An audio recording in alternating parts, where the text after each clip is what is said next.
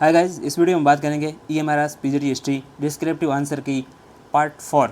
इससे पहले 3 पार्ट आ चुके हैं और आप लोगों ने नहीं देखे तो उसको प्लेलिस्ट में जाके ज़रूर देखिएगा। और अब हम बात करेंगे पार्ट 4 में क्वेश्चन नंबर 4 के बारे में। तो क्वेश्चन नंबर 4 इस प्रकार का है कि with reference to Rigveda answer the following. Rigveda के संदर्भ में निम्नलिखित का उत्तर दीजिए।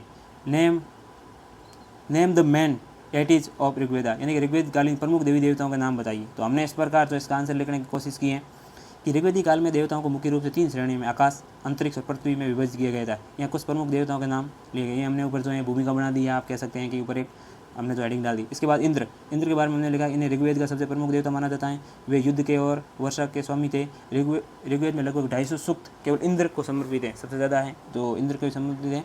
और इंद्र के बारे में हमने इस प्रकार लिख दिया।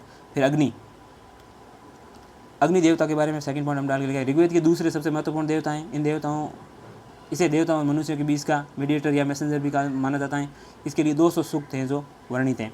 अगले में लिखना हमने वरुण, ये जल के देवता और ब्रह्मांड के नैतिक नियमों के रित के संरक्षक माने जाते हैं। सोम है, इन्हें वनस्पतियों का अधिपति माना जाता है। ऋग्वेद का 9वें मंडल पूरी तरह से सोम को समर्पित हैं। और अन्य जो देवताओं के बारे में है यहाँ हमने भी लिखा है कि सूर्य प्रकाश के देवता, रुद्र पशुओं के देवता और मारुत आंधी के देवता। और देवियाँ हैं अदिति, देवताओं की माता कहा गया है। और उषा भोर की देवी प्रमुख थी। हालांकि ऋग्वेद काल में पुरुष देवताओं की तुलना में देवियों का स्थान गौण था, कम थी संख्या में। ये चीज़ भी हमने जो मेंशन करने की इधर कोशिश की। अगला है क्वेश्चन नंबर 4 का पार्ट बी। इसमें लिखा हुआ था कि नेचर ऑफ ऋग्वेदिक रिलीजन, ऋग्वेदिक कालीन धर्म का क्या स्वरूप था, उसके बारे में हमने यहाँ लिखा है कि ऋग्वेदिक धर्म का स्वरूप सरल था, लेकिन इसके गहरे दार्शनिक अर्थ थे, जैसे बहुदेववाद, पॉलीथेइज्म। ऋग्वेदिक लोग प्रकृति के विभिन्न शक्तियों जैसे सूर्य, वायु, जल की पूजा करते थे और देवताओं का रूप मानते थे। प्रकृति पूजा, नेचर वर्शिप, ये थी कि यहाँ धर्म पूरी तरह से प्रकृति से जुड़ा हुआ था। बिजली का कड़कना, बारिश होना या सूरज का उगना, इन सबको देवी चमत्कार मानकर उसकी स्तुति की जाती थी। इसमें सब देवी प्रकोप माना जाता है। ये तो देवताओं ने शायद इसलिए ऐसा हुआ है। तो इस प्रकार की जो है बहुदेववाद की पूजा की जाती थी, प्रकृति पूजा की जाती थी। एक के स्वराजगिरी और झुकाव, मोनोथेइज्म, यह था कि हालांकि कई देवताओं थे, लेकिन ऋग्वेद में यह भी कहा गया है कि सत्य एक है पर विद्वान उसे अलग अलग नामों से पुकारते हैं।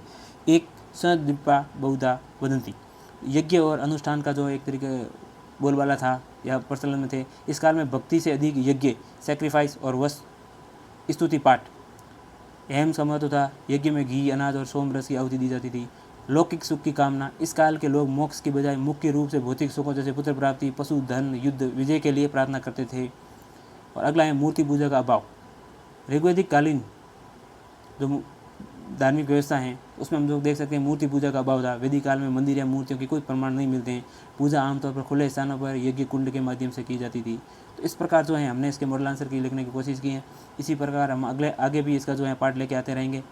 आप लोग ये ज़रूर बताइए अगर आपने एग्ज़ाम दिया है तो इसका आपने क्या आंसर लिखा है। और अगर आप KVS NUS का एग्ज़ाम देने वाले हैं PGT का, तो अगर ऐसा आंसर आएगा, क्वेश्चन तो ऐसे ही आने हैं, पैटर्न दोनों का सेम है, तो आप किस प्रकार इस क्वेश्चन को टैकल करेंगे और क्या लिखेंगे।